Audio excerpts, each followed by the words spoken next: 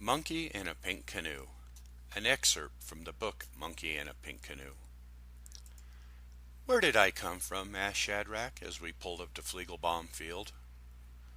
Having never been married, I thought I'd be exempt from ever having this discussion with a 6-year-old quarterback, so I never put much thought into what I'd say if asked. Looks like I was going to have to punt. "Well, Shadrach, each month in one of your mommy's ovaries, a few immature eggs develop into follicles. A mature follicle turns into the corpus luteum.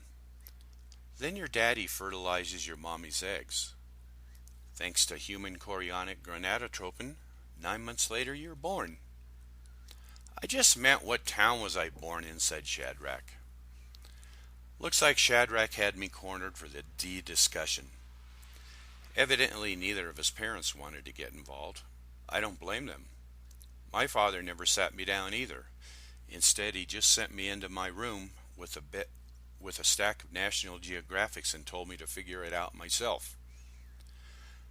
I decided to take the conservative approach by mixing simple human reproductive biology with basic street knowledge. Based on whether you're a boy or a girl, each of us is born with specific equipment. Boys have a monkey and girls have a beaver. When your mommy's feeling frisky, she'll let daddy's monkey wrestle with her beaver. I could tell this made no sense at all to Shadrach, so I asked him just to be patient and hang in with me. "Is that when I hear all the screaming coming from mommy and daddy's bedroom?" said Shadrach. "It sounds like he's hurting her." "Yes, that's right," I said, "but mommy actually likes it when your daddy lets his monkey out. In fact, mommy likes it so much when daddy's at work and she's home all alone, she imagined that daddy's monkey is playing with her beaver. She calls it paddling her pink canoe." "Will I ever learn how to paddle my pink canoe?" he said. "I'm glad you asked that question, Shadrach. You see, while you don't have a canoe, you do have a bald-headed yogurt slinger. Sometimes we refer to it as a baloney pony, a one-eyed trouser snake, or Russell the Love Mussel. With those you can choke the chicken or spank your monkey. But you have to be careful. If you flog your log too much, you'll grow hair on the palms of your hands and everyone will know what you're doing when you're home alone in your bedroom."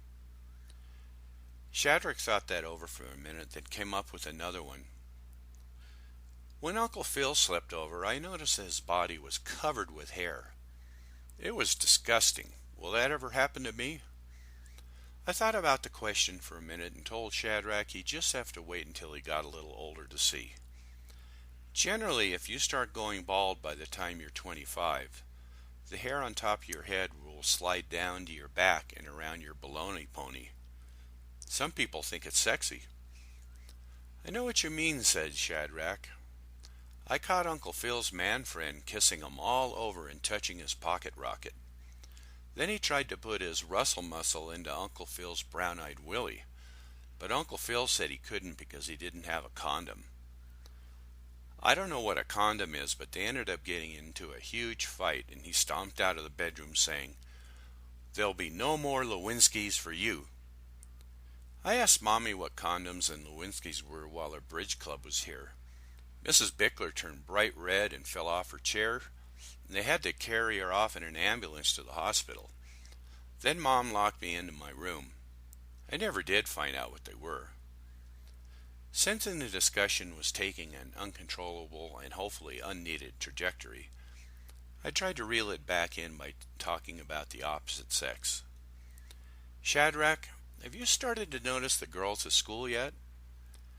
He said he had, but he wasn't sure he liked what he saw.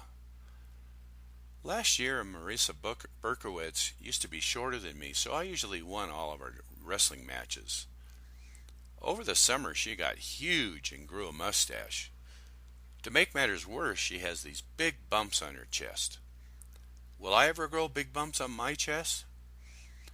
I assured him that that was part of the natural growth process, but he shouldn't have to worry about that for a while.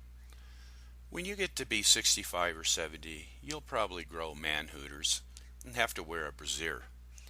But wearing a bra at 70 will be the least of your worries. By that time, you won't be able to pee anymore, and your love stick will stop standing up. If you want to continue playing hide the hot dog with your wife, you'll have to drop $400 a month on these little blue pills called Viagra just to make sure you're able to tickle her taco." "She," said Shadrach, "life gets really complicated when you get older, doesn't it?" I had to agree. Things are a lot simpler when you're a child from somewhere in Ohio.